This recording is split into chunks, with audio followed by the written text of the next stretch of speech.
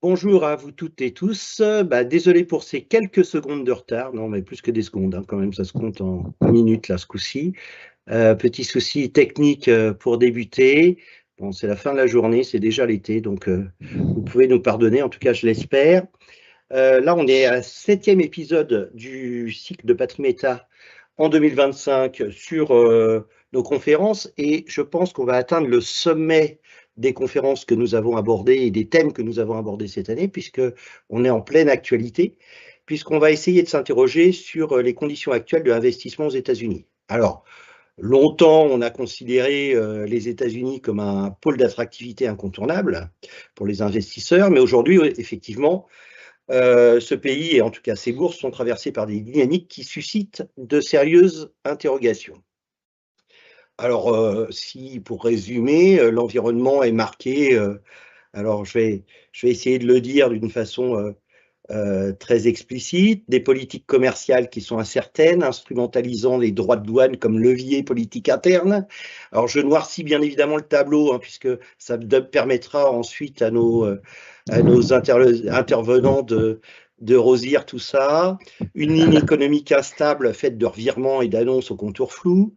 Un rendement du T-bonds qui traduit davantage l'équilibre précaire des finances publiques qu'un cap structuré. Une baisse notable du dollar face aux grandes devises, posant la question de son rôle pivot dans les portefeuilles internationaux.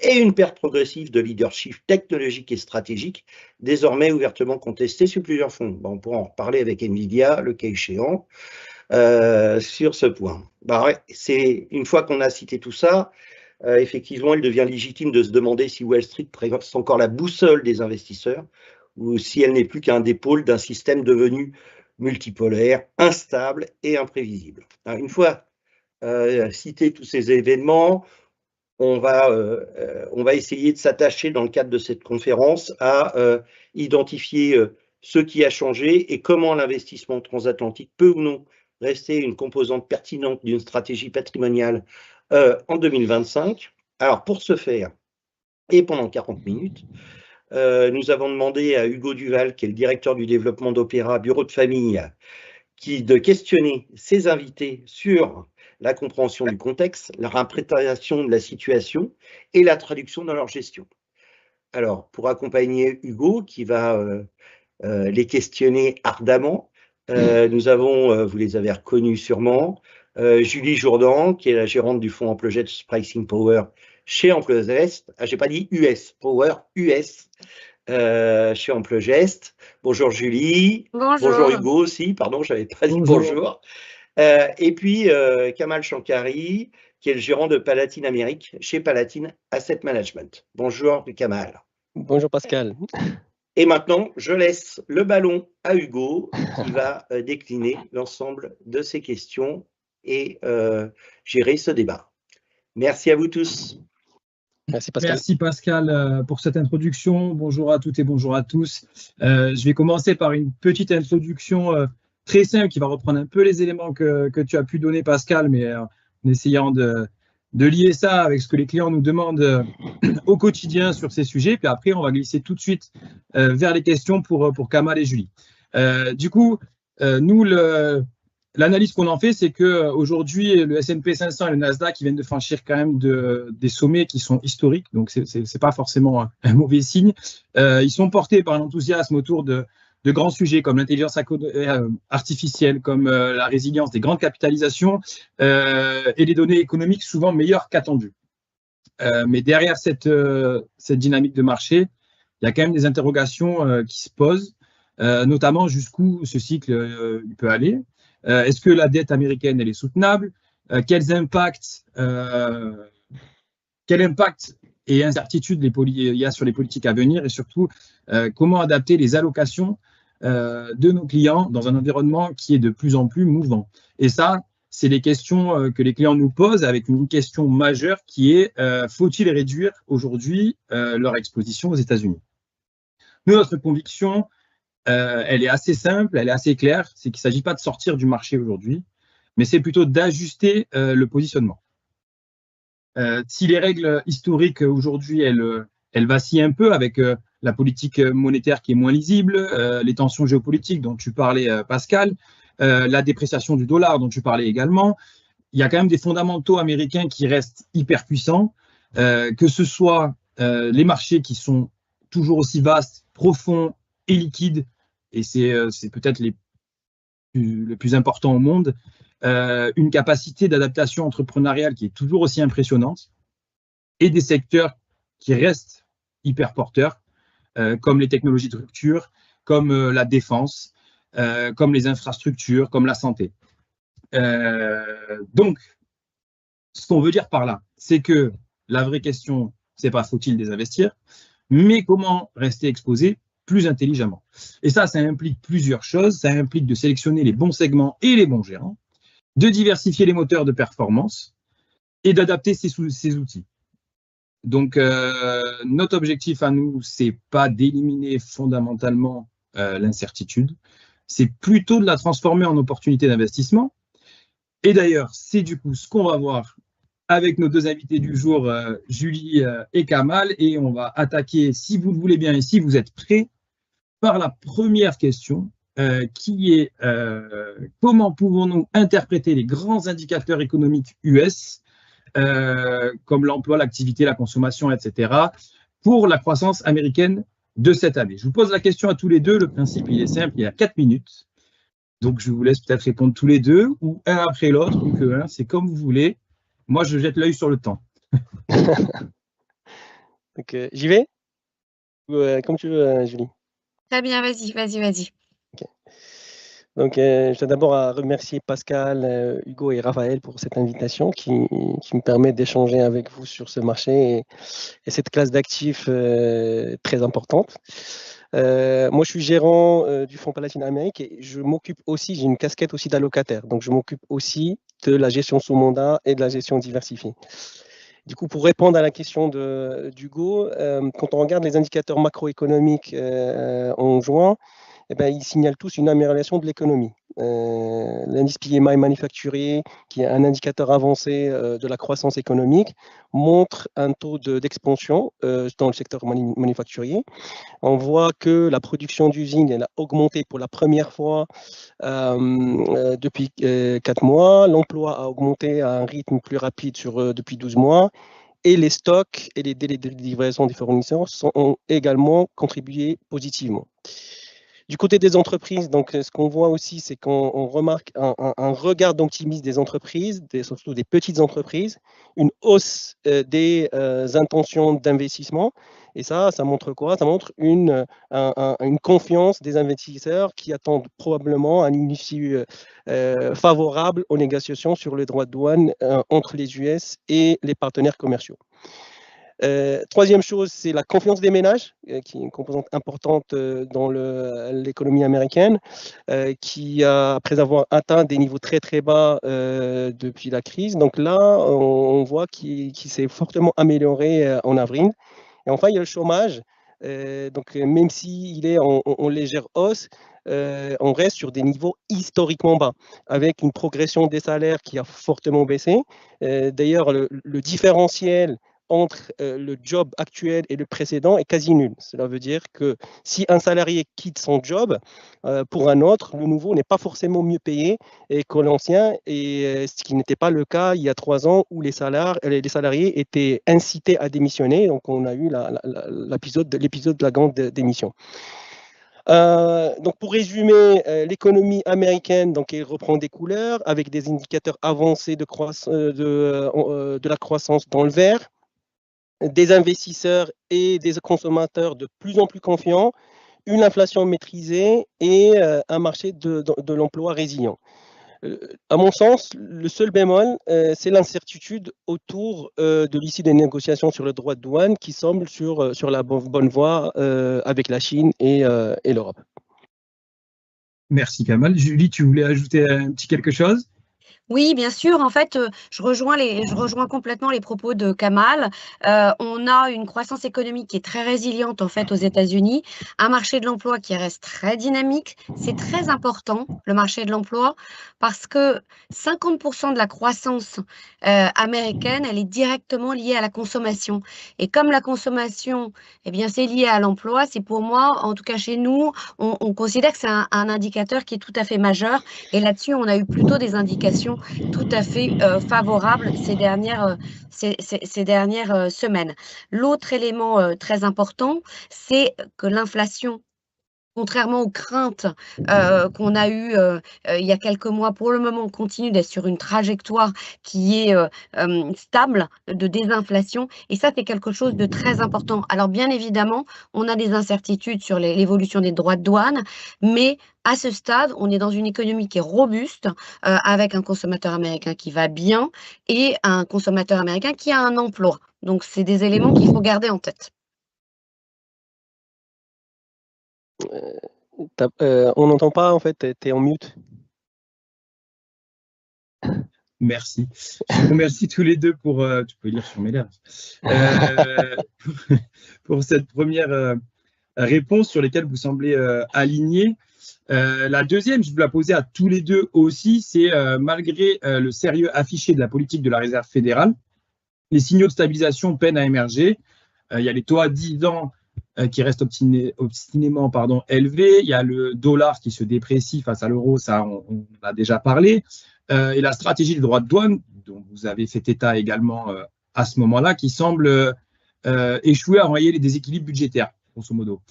Du coup, ma question, une fois que je vous ai dit ça, c'est dans ce contexte, peut-on encore raisonnablement anticiper un redressement économique à court terme? Alors, si je réponds, donc il y a donc déjà l'idée d'un redressement économique. Donc en fait, un redressement économique, pour qu'il y ait un redressement économique, il faut qu'il y ait en fait une activité qui soit qualifiée en fait de fragile. Aujourd'hui, en tout cas, c'est pas notre vision des choses. En revanche, il y a une réalité, c'est qu'on a des taux élevés. Ces taux élevés, quand on les regarde en absolu ou en taux réel, c'est vrai qu'ils sont plus élevés que ce que l'on a pu avoir sur ces dernières années, sur ces dernières années. Mais en même temps, on peut se poser la question de savoir si ça a un impact majeur ou pas sur l'économie. Et c'est là où, en fait, on s'aperçoit qu'on a des situations très disparates. Aux États-Unis, les entreprises du S&P 500, par exemple, elles affichent 1,8 trillion de dollars de cash.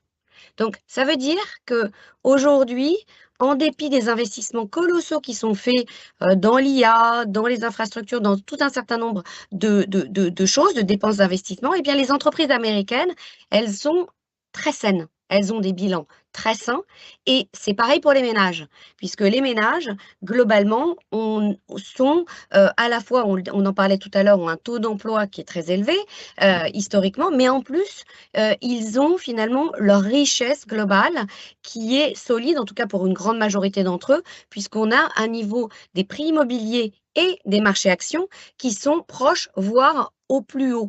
Donc, dans ce contexte-là, avoir des taux élevés, ça touche des secteurs, ça touche des acteurs, mais pas tout le monde, et on a des situations très disparates. Et donc, on peut regarder le verre à moitié plein en se disant finalement la majorité des entreprises est très saine, la majorité des consommateurs vit globalement très bien. Je suis tout à fait d'accord avec Julie et je vais essayer de compléter un petit peu ce qu'elle vient de dire en parlant de la politique monétaire de la Fed, parce que ça, c'est vraiment très, très important. En fait, quand on regarde les anticipations de marché, le marché s'attend à quoi? Il s'attend à 3 baisses, une en septembre, proche de 70% à peu près de probabilité, une deuxième en octobre, autour de 60%, et une troisième en décembre, autour de 70%. D'accord? Mais ce qu'on voit aussi, c'est que Jérôme Powell, il reste très prudent et estime que la politique monétaire est légèrement restrictive. Donc, on l'a vu même hier dans les minutes du FOMC. Mais il faut se rappeler qu'en fin d'année dernière, on anticipait 7 baisses de marché, de taux. Donc, et là, on n'en a pas eu. Et vous avez certainement aussi suivi les attaques du président Trump contre Jérôme Powell en lui mettant la pression pour baisser les taux de son point de base, en disant même qu'il est meilleur banquier central que lui. Mais Powell, il a gardé le cap et continue à attendre l'issue des négociations commerciales avant de prendre des décisions sur les taux. Donc, et les chiffres macroéconomiques, comme je viens de montrer tout à l'heure, lui donnent raison, dans le sens où les US ne sont pas en récession, comme beaucoup d'économistes prédisaient l'année dernière. L'inflation, elle est sous contrôle, le marché de travail reste résilient, mais ce qui pose problème maintenant, c'est le déficit budgétaire qui se creuse, et c'est d'ailleurs l'une des principales raisons qui pousse Trump à augmenter la pression, les droits de douane. Et le financement de ce déficit budgétaire, il coûte cher. Et il faut savoir que 30% des émissions sont sur du court terme, c'est-à-dire moins de 2 ans. Et par conséquent, une baisse des taux directeurs serait vraiment une aubaine pour les finances publiques américaines, ce qui explique d'ailleurs la forte pression de Trump sur Powell pour le pousser à réduire les taux rapidement et fortement.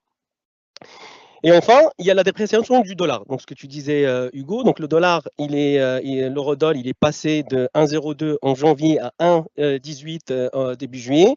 Et ça, à mon avis, peut être vu comme bénéfique pour l'économie américaine, dans le sens où il va impacter positivement la balance commerciale américaine.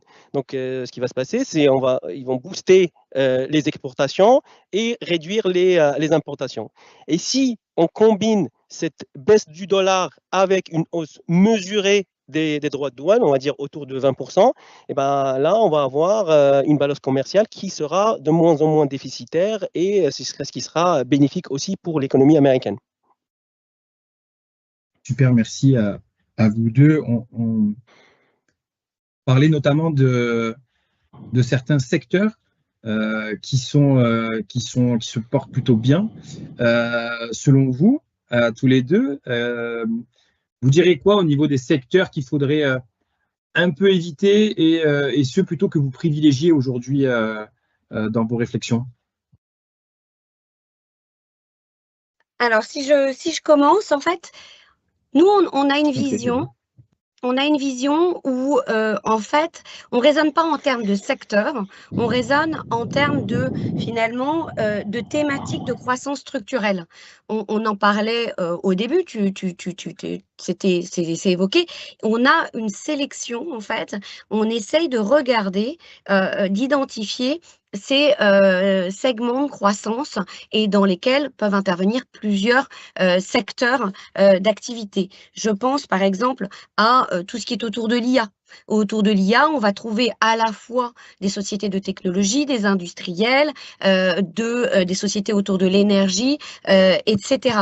Donc, ce que l'on regarde et ce que l'on cherche à identifier, ce sont ces moteurs de croissance structurelle, et à l'intérieur de ça, d'identifier les valeurs les plus attractives. À l'inverse, ce que l'on cherche également à éviter, ce sont des sociétés qui sont trop exposées finalement à des éléments qu'on ne maîtrise pas, des éléments exogènes aujourd'hui, puisqu'on a vu, et c'est ce qu'on disait tout à l'heure, qu'on a quand même on a une politique aujourd'hui menée par l'administration en poste qui génère en fait beaucoup d'incertitudes quant à je dirais, quant à ces conclusions. Par exemple, en droit de douane, on a beaucoup d'incertitudes. Il y a encore une semaine, on s'attendait à une résolution assez facile, et on voit bien que il y a à nouveau un certain nombre de débats. Donc, ce que l'on cherche à identifier, c'est vraiment ces secteurs. Alors, c'est l'IA, c'est tout ce qui est autour de la souveraineté, c'est tout ce qui est autour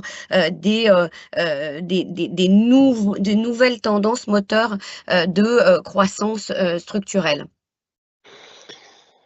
Alors, en fait, pour répondre à ta question, Hugo, selon moi, un portefeuille doit être équilibré avec surtout une gestion de risque rigoureuse. Voilà, donc, je pense que c'est important de gérer le risque. Et je rappelle juste que lors de l'élection de Trump en novembre dernier, le marché était euphorique. Donc, on a eu une journée, je pense, à plus 7 ou plus 8. Et je vous rappelle aussi qu'on parlions de l'exceptionnalisme américain. Et à cette époque, tout le monde privilégiait les secteurs cycliques, avec notamment la tech, la consommation discrétionnaire et aussi la finance. Pourquoi? Parce qu'on était sur un régime de risque bas, c'est une volatilité bas. Il fallait surpondérer les secteurs qui ont un potentiel de hausse plus élevé que la moyenne. Après l'annonce de la hausse des droits de douane en mars, le marché a basculé dans un régime de risque élevé, et il fallait adapter la composition du portefeuille pour aller vers des secteurs plus défensifs comme la santé, ou ceux qui profiteraient des tensions géopolitiques comme l'énergie. Et mi-avril, on a eu un marché qui a rebasculé dans un régime neutre et la volatilité a fortement chuté. Et encore une fois, il était nécessaire encore d'adapter la stratégie pour surpondérer la techno, l'industrie et la finance. Donc, ce que je veux dire par tout ça, c'est qu'il ne faut pas rester figé sur un secteur ou sur des secteurs en particulier et en exclure d'autres. L'idée, c'est qu'il faut gérer dynamiquement et s'adapter avec les changements des conditions de marché. Et c'est ce qu'on cherche à faire grâce à nos modèles. Et bien justement, du coup, je vais rebondir sur ça, Kamal. Je vais te poser la question à toi par rapport à Palatine Amérique. Justement, c'est quoi le modèle, c'est quoi la stratégie, c'est quoi l'approche que vous avez dans le contexte présent?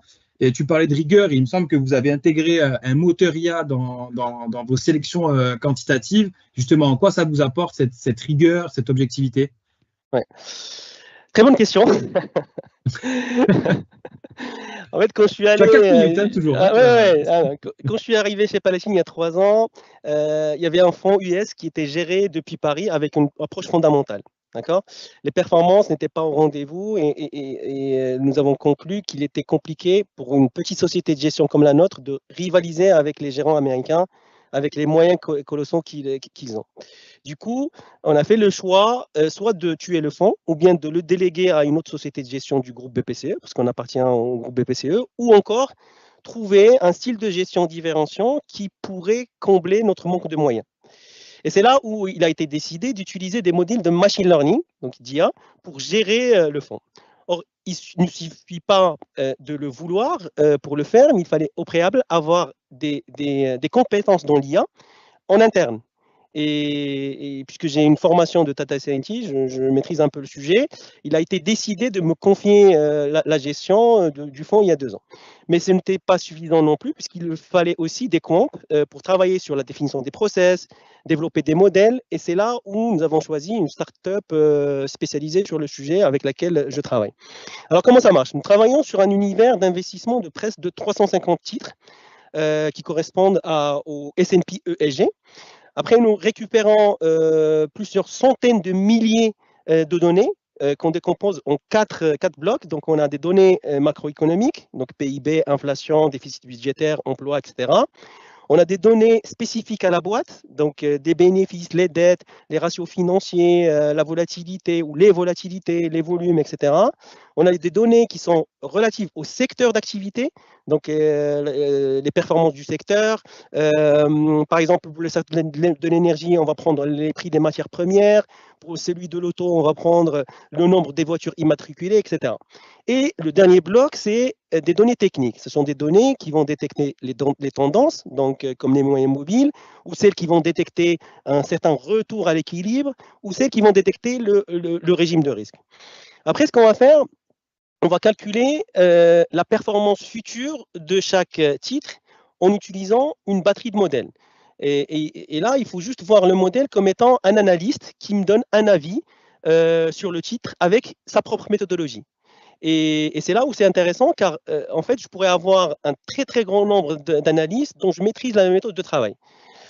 Donc une fois j'ai les performances futures ou anticipées des 350 valeurs, je les classe du meilleur au pire, je garde celles qui ont la meilleure performance et après, je dois mettre un point pour chacune des valeurs pour construire mon portefeuille.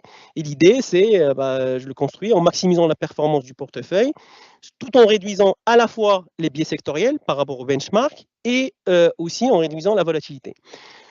Donc, le résultat de tout ça, donc avec ce process, nous avons réussi qu'on a mis en place il y a 2 ans, on a réussi à dégager une performance de 37%, soit plus 4% par rapport au benchmark.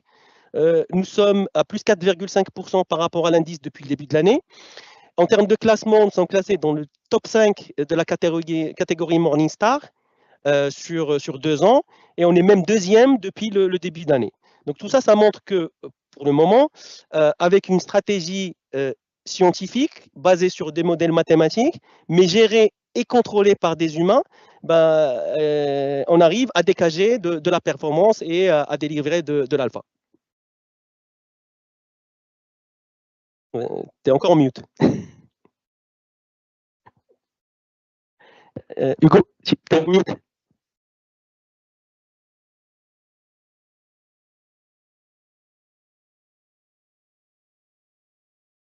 Hugo, on t'entend pas. On t'entend pas en fait. Je pensais que... Pardon, tu disais. Je trouve que le sujet de l'IA mêlée à l'humain, c'est très intelligent et bravo pour l'avoir expliqué en 4 minutes. Il y a un sujet, nous, qui revient beaucoup. Tu parlais de construction des portefeuilles, etc. D'ailleurs, je ne sais pas si le modèle analyse aussi ça. Il y a le sujet des portefeuilles, notamment ceux que vous gérez, qui sont article 8. Est-ce que vous rencontrez des difficultés à appliquer les critères ESG qui sont notamment pensés pour l'Europe à des valeurs actuelles, à des valeurs américaines, surtout dans le climat actuel d'ailleurs? En fait, le fonds, il est article 8 et il a le S&P ESG comme indice de référence. D'accord? Okay. Sauf que pour nous, c'est une bonne chose. Et je vais expliquer pourquoi. Parce que quand on compare l'indice déjà, le S&P 500 avec le S&P 500 ESG, eh bien, il s'avère que le S&P ESG, il surperforme sur le S&P 500 sur 3 ans, sur 5 ans et sur 10 ans. Donc, le fait de travailler sur le S&P 500 ESG apporte de la valeur. Donc ça, c'est la première chose. Et pour nous, l'intégration des critères ESG est très clairement un élément de création d'alpha. Donc, nous appliquons, ce qu'on fait, c'est qu'on applique la méthodologie du S&P qui va réduire l'univers des 500 valeurs du S&P à 350 avec une approche, ce qu'on appelle best in class, et qui permet de garder une exposition sectorielle similaire au S&P 500. Ça veut dire qu'on ne va pas avoir de biais sectoriel. Et dans chaque secteur, ce qu'on va faire, on va garder celles qui ont le meilleur score ESG et éliminer les derniers de la classe. Évidemment, il y a une exclusion automatique des entreprises qui opèrent dans le tabac, les armes controversées, le charbon, ou des entreprises qui sont impliquées dans les controverses majeures comme les violations graves de droits humains.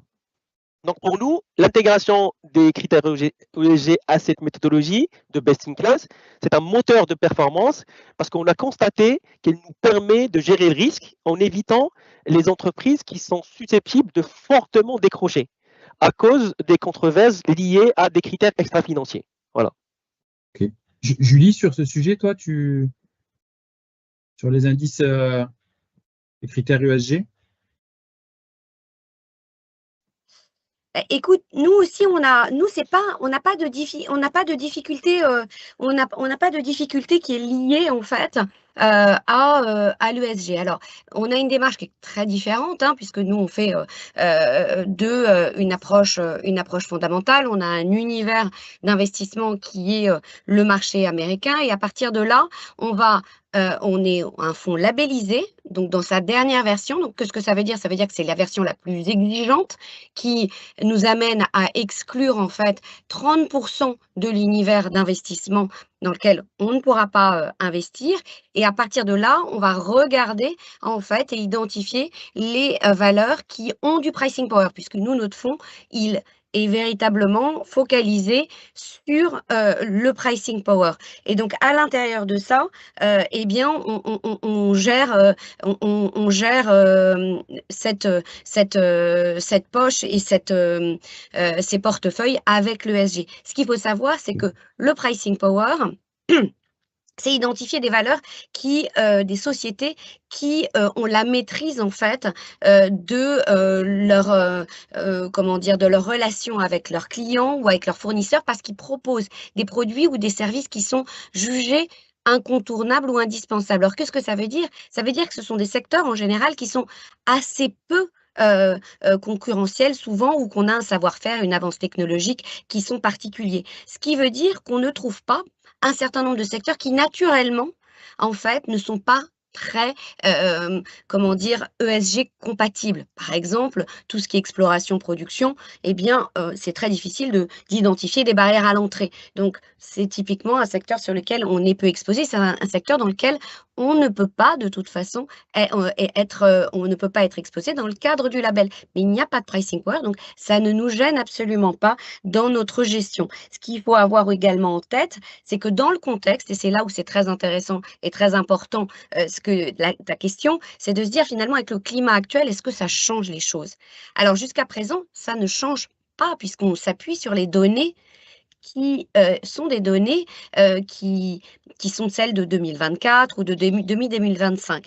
Maintenant, avec l'arrivée au pouvoir de la nouvelle administration et une direction qui ne prend pas le chemin, on va dire, de l'ESG, il faudra être très vigilant. Et là, on a une équipe ESG qui travaille là-dessus et qui sera très vigilante à vérifier à la fois la qualité des informations, mais également la quantité des informations sur la partie environnementale, sur la partie sociale, qui seront effectivement des sujets de vigilance dans les prochains mois, les prochains trimestres. Et du coup, ça me permet de rebondir sur un sujet du pricing power dont tu parlais, justement, ce concept. Est-ce qu'il n'est pas remis en question pour beaucoup d'entreprises aux États-Unis aujourd'hui? Et la question qui vient avec, c'est est-ce que vous avez opéré un turnover des valeurs du portefeuille pour prendre en compte cette nouvelle dimension, si d'aventure elle existe? Alors, en fait, au contraire, je dirais, il n'a jamais été aussi important, le pricing power, que dans un monde d'incertitude. C'est-à-dire qu'on cherche, tous les investisseurs, les marchés financiers sont toujours des marchés d'incertitude. Mais c'est vrai que là, on rajoute, au-delà de la macroéconomie, au-delà de la microéconomie, des éléments politiques, géopolitiques, relativement importants, présents et qui créent encore plus d'incertitude. Et dans ce contexte-là, eh bien, le concept du pricing power a d'autant plus d'importance parce qu'on cherche de la visibilité, de la lisibilité dans les sociétés dans lesquelles on investit. Je vais prendre un exemple. Le secteur de la technologie. Dans la technologie, aujourd'hui, on a à peu près 300 milliards de dollars qui sont investis ne serait-ce que par les hyperscalers sur l'intelligence artificielle. Qu'est-ce que ça veut dire? Ça veut dire que c'est des moyens qu'ils donnent et qui vont être consacrés à certains acteurs et qui ne vont pas être consacrés à d'autres, en fait. Donc, on voit bien que ce sont les valeurs et les sociétés les plus innovantes qui vont gagner l'essentiel de ces budgets. Et cette avance technologique leur permet en fait de devenir indispensable et donc d'avoir des prix qui sont relativement élevés, de générer des marges importantes et d'avoir derrière une génération de flux de trésorerie tout à fait importante. Et ça devient un cercle vertueux. Pourquoi? Parce que quand on a généré ces flux de trésorerie importants, on peut financer à nouveau de l'innovation et de la recherche et développement. Typiquement, une société comme Microsoft. Tout le monde connaît Microsoft. C'est incontournable, on travaille tous avec, on utilise peut-être le cloud de Microsoft, mais en tout cas, on utilise un certain nombre d'outils tous les jours. Aujourd'hui, Microsoft, c'est 50% à peu près de marge opérationnelle. C'est à peu près presque 70 milliards de free cash flow par an.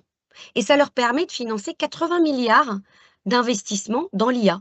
Alors, ces investissements, ils vont être à la fois pour acheter des GPU, pour créer des data centers, etc. Donc, mais c'est ce genre, ça montre, en fait, ça confirme qu'on a cette recherche de pricing power dans un contexte où on ne maîtrise pas tout. Eh bien, c'est quelque chose qui nous donne, en fait, cette visibilité que l'on recherche. Et sur la deuxième partie de la question, le turnover en portefeuille, Oui. Je ne l'ai pas oublié. Non. Je ne l'ai pas oublié. Vous allez te la reposer. Voilà. Et bien, en fait, c'est vrai que l'arrivée au pouvoir d'une nouvelle administration, ça a accéléré, en fait, une tendance qui préexistait déjà, à savoir la fin du consensus de Washington. Alors, je ne sais pas si ça vous dit quelque chose, mais c'était les principes qui prédominaient en fait depuis Reagan, qui avaient été en fait les principes fondateurs un peu du développement du libre-échange à partir de la fin des années 80 et surtout des années 90. Eh bien ça, quelque part, c'est plutôt, c'est plutôt derrière nous. C'est-à-dire qu'aujourd'hui, c'est moins de libre-échange, plus de souveraineté. C'est quelque chose qui va créer aussi des gagnants, des perdants, à nous en tant que gérants de les identifier et puis de faire une sélection de valeurs qui correspondent finalement à ces changements un peu de paradigme politique également.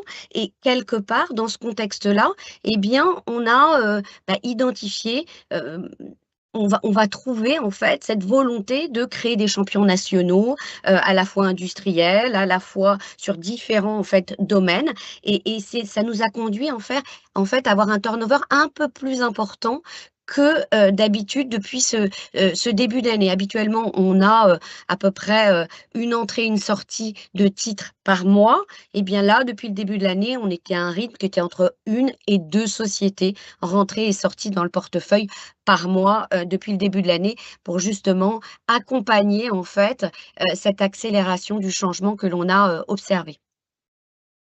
Ok, merci beaucoup Julie pour ces précisions. La question suivante, je vais essayer d'aller aussi rapidement parce que le temps file, on va essayer de tenir le timing. Je vais vous la poser à tous les deux également. On a vu que le Nasdaq a fait 7% en dollars depuis le début de l'année, mais c'est seulement 1,5-2% en euros. La question qui se pose, c'est la couverture de change est-elle une option envisageable sur vos portefeuilles, à l'un et à l'autre? Qui commence? Julie, tu veux y aller ou? Alors, bon, ok, très bien. Alors, J'ai lancé, Julie. Ok, parfait. Alors, en ce qui nous concerne, on considère que finalement, c'est le mouvement qui a grévé les performances depuis le début de l'année, il est important. Il n'y a aucun doute sur le sujet. Après, quelque part, on considère que c'est à chacun d'apprécier l'évolution du dollar et d'allouer en fait et de faire évoluer les allocations en fonction. Donc, c'est quelque chose que l'on peut, effectivement, il existe des stratégies de couverture, mais on considère effectivement que ça fait partie aussi de la stratégie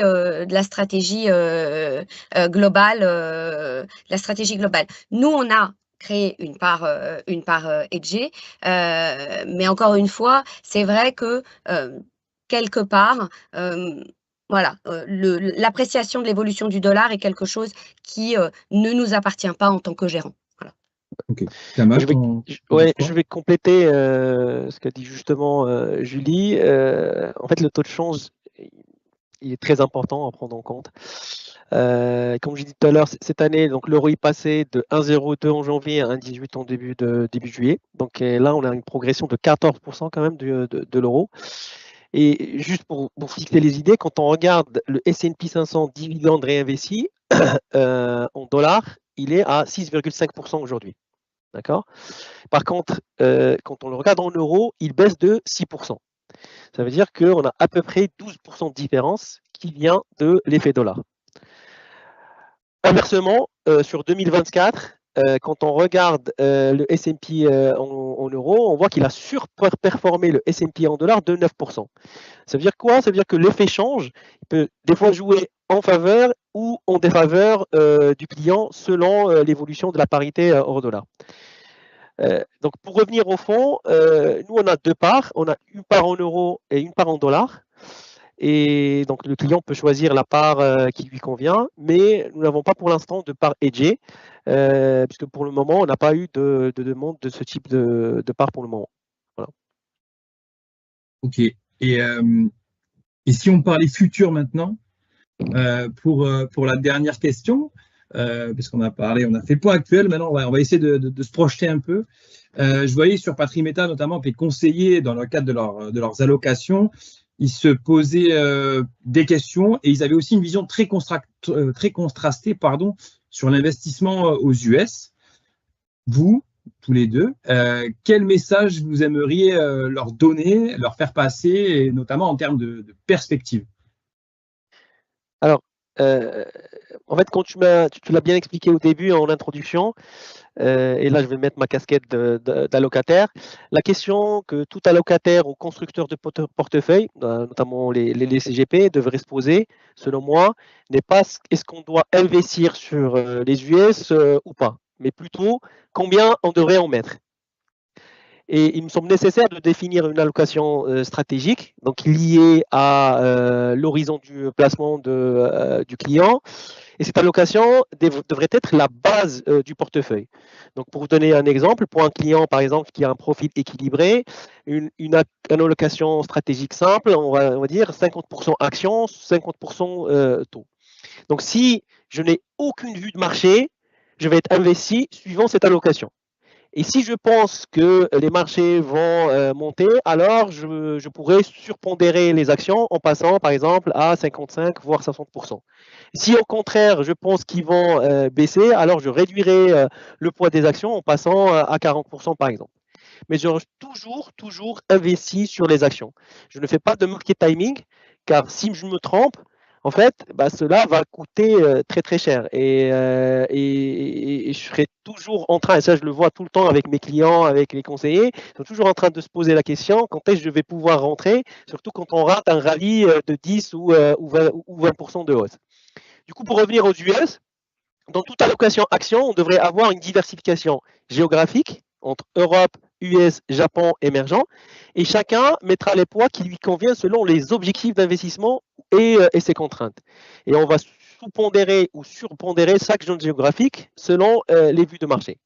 Donc maintenant, si je reviens aux perspectives, et comme je viens de l'expliquer au début, l'économie américaine, elle est résiliente, avec une croissance économique plus forte que les autres pays développés, une forte capacité d'innovation, donc Julie elle a parlé de l'IA, un marché de travail qui se porte très bien, et si on rajoute à tout ça la perspective de la baisse des taux futurs qui se profile, combinée à une UCI que j'espère favorable sur l'aspect commercial, eh bien, on s'attend à avoir un marché américain qui va continuer à progresser.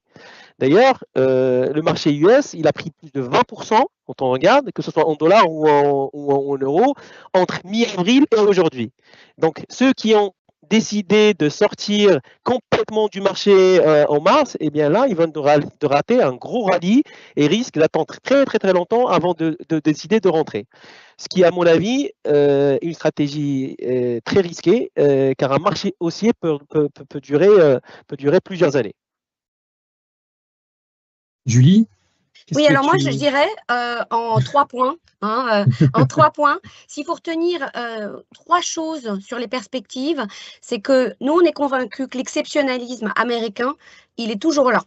Ça, en tout cas, c'est vraiment quelque chose que je considère qu'il faut vraiment avoir en tête. C'est-à-dire que les craintes du début de l'année, on s'est posé tous des questions sur est-ce que finalement l'avance technologique américaine avec DeepSeek, tout ça n'était pas remis en question. Eh bien, au contraire, ce DeepSeek, ça a été un formidable accélérateur d'innovation à la fois en termes d'investissement, mais également de nouveaux produits. Et ça, on le constate réellement, concrètement auprès des entreprises. Donc ça, c'est le premier élément. Le deuxième élément, c'est qu'effectivement, nous aussi, on est convaincus que l'économie américaine, elle est résiliente. On a des entreprises et des ménages qui sont en bonne santé financière. Et donc, de ce point de vue-là, on n'a pas de crainte sur l'économie américaine en tant que telle. Et le troisième élément, c'est que le changement de paradigme politique, qui est une réalité, eh bien, avec ce moins de libre-échange, plus de souveraineté dont je vous parlais tout à l'heure, devrait se traduire par le développement de certains secteurs et la constitution de nouveaux champions d'industrie. Et ça, c'est quelque chose aussi qui veut dire des opportunités. Donc, tout ça pour dire, il se passe toujours des choses, mais on continue d'être confiant sur le marché américain. Et merci à tous les deux pour ces réponses. Je vais essayer en 1 minute de synthétiser tout ce qu'on s'est dit, ce qui n'est pas l'exercice facile, mais ce qu'on a dit, beaucoup de choses très intéressantes. Ce qu'on va retenir, donc, c'est que l'économie américaine, elle continue d'être résiliente, avec un emploi qui progresse, le chômage qui reste bas, la confiance des ménages notamment. un contexte donc du coup plutôt favorable, avec des incertitudes, vous les avez évoquées, autour des droits de douane notamment, qui a des taux qui sont toujours élevés, mais que ça freine pas forcément l'économie. Et les entreprises américaines, elles restent solides, les ménages aussi. Dans cette question-là, ce qui se pose, c'est plutôt le déficit budgétaire. Sur les secteurs à privilégier, on en a parlé rapidement, vous vous accordez à dire qu'il faut plutôt se concentrer sur des moteurs de croissance à long terme, comme l'intelligence artificielle, la souveraineté ou certaines infrastructures, et éviter plutôt les secteurs trop exposés à l'instabilité commerciale. Si je pars chez Palatine, au niveau de la gestion du fonds, on s'appuie sur un système de machine learning que tu as très bien expliqué. Je ne vais pas rentrer dans le détail. Je pense que si les gens ont des questions, ils viendront te voir, Kamal. Et avec toi, Julie, chez Amplegest, on était sur une approche qui reposait plutôt sur le pricing power. Et là aussi, je laisserai nos auditeurs vous poser les questions. Enfin, du coup, ce qu'on pouvait voir aussi sur le dollar, c'est qu'il existe des stratégies de couverture, mais elles sont intégrées dans la gestion globale. C'est ce que tu disais, Kamal. Et de toute façon, si je résume ce qu'on a dit aussi, c'est qu'il faut garder confiance dans le marché américain. Côté client, il faut diversifier et voir selon les objectifs. Et voilà, que ce marché US va continuer de progresser, donc il ne faut pas le fuir. Il faut plutôt être attentif.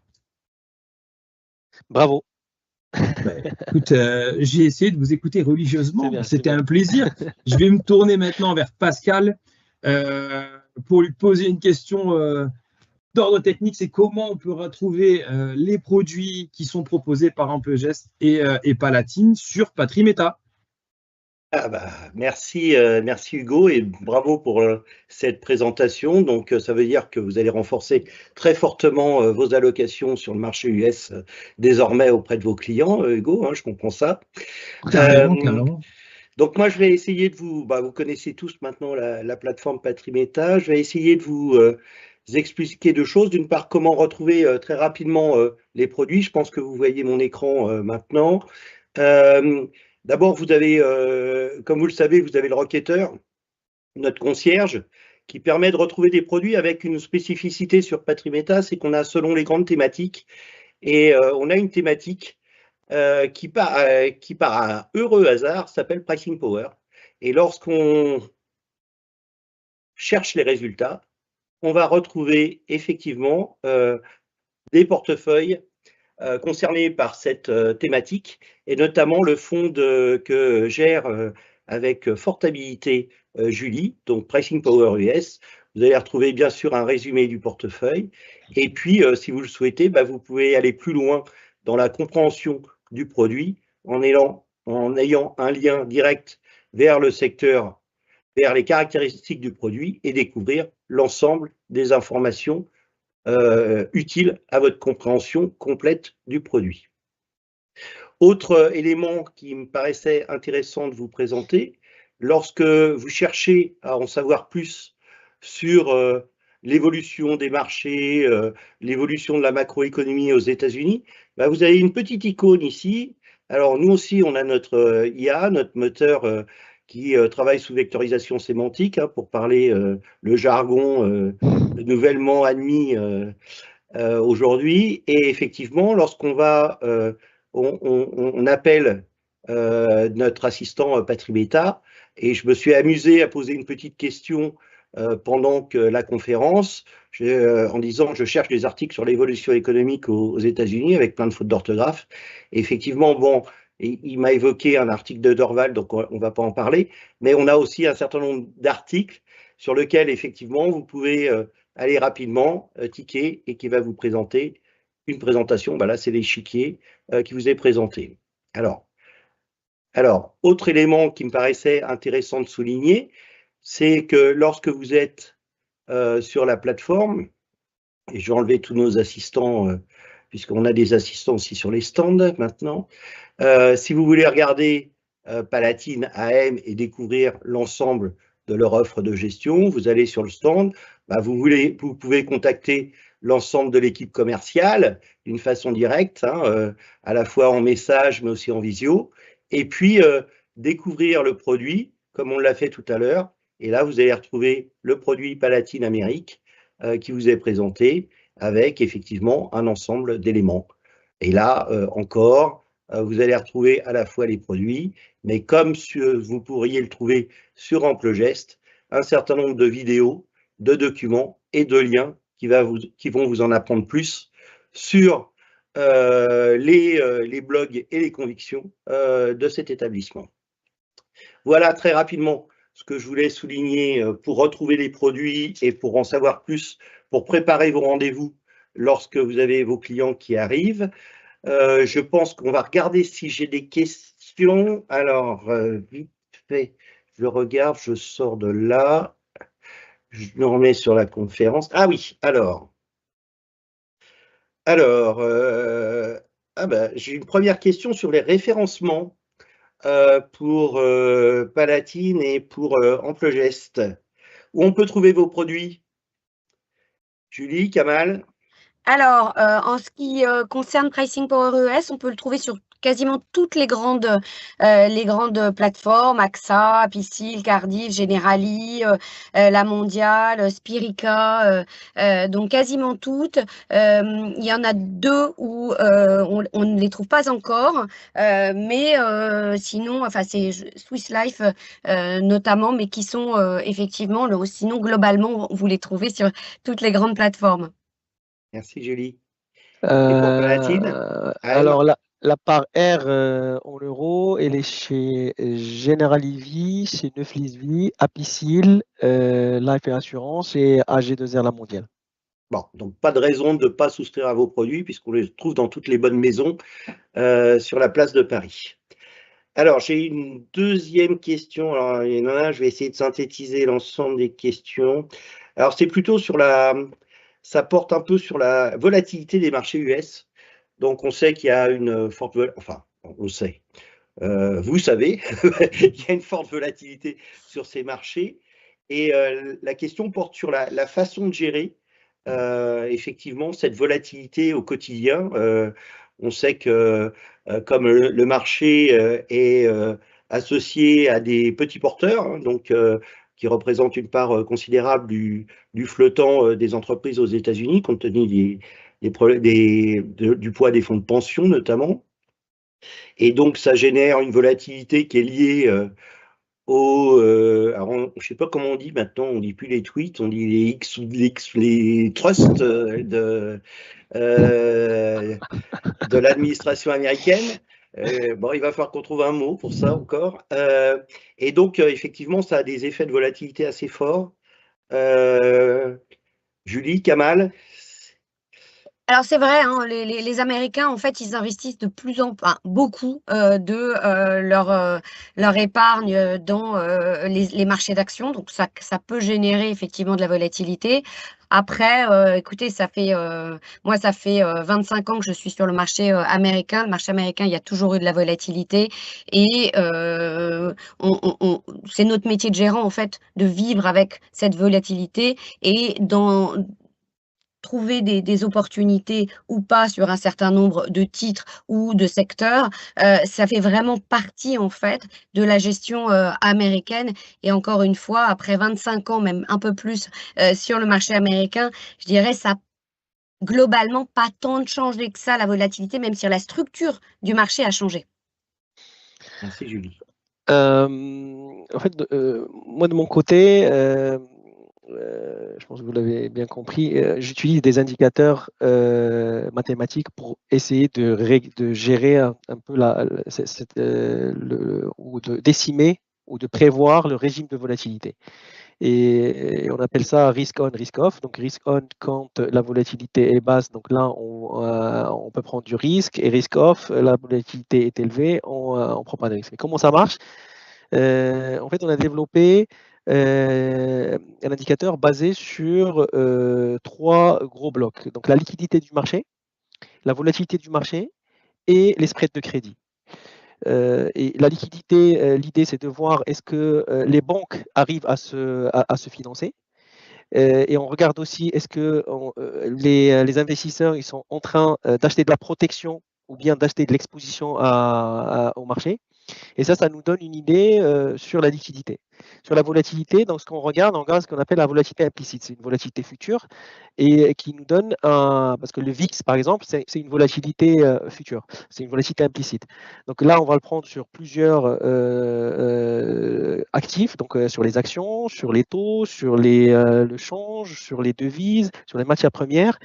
L'idée, c'est de voir là où il y a de la nervosité. Et le troisième pilier, c'est le spread de crédit. Et l'idée, c'est de voir pour l'investment grade, le high yield, voir est-ce que ces boîtes ou le corporate, ils ont du mal à se financer ou pas. Et en faisant la combinaison de ça, ça nous donne un indicateur risk on, risk off. Quand on est dans le rouge, il faut réduire l'exposition et quand on est dans le vert, il faut augmenter. Et dans un fonds action, et là, l'idée, c'est de réduire les biais par rapport au benchmark quand le marché il est trop risqué. Donc, on réduit les biais sectoriels et on va se tourner vers des secteurs plus défensifs. Et quand l'indicateur il est en risk on, c'est-à-dire prendre du risque, là, on va changer de braquet et aller vers des secteurs cycliques qui ont une participation à la hausse du marché beaucoup plus élevée que le marché. Voilà. Bravo. Alors, merci beaucoup pour toutes ces explications. On a dépassé un peu le temps, on a été un peu long, mais ça valait le coup puisqu'on a appris plein de choses, surtout dans un contexte plein d'incertitudes quand même. Donc là, on est un peu plus rassuré en vous écoutant. Surtout de ne pas toucher, si j'ai bien compris, quelque part, et continuer d'investir. Merci à vous trois, Hugo pour son animation parfaite, et Merci, puis Julie et Kamal pour leurs explications très concrètes et très précises. Voilà, on va se retrouver maintenant en septembre, après ce feu d'artifice sur les États-Unis. On va espérer que ces 2 mois d'été vont être suffisamment tranquilles. Habituellement, on a toujours des coups de bambou au mois d'août, mais on espère que là, ça va à peu près bien se passer.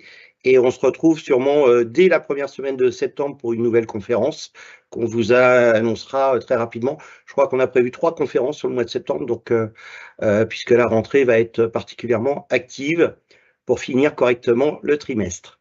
Merci à vous tous, merci de votre contribution, merci de vos explications, merci pour l'animation.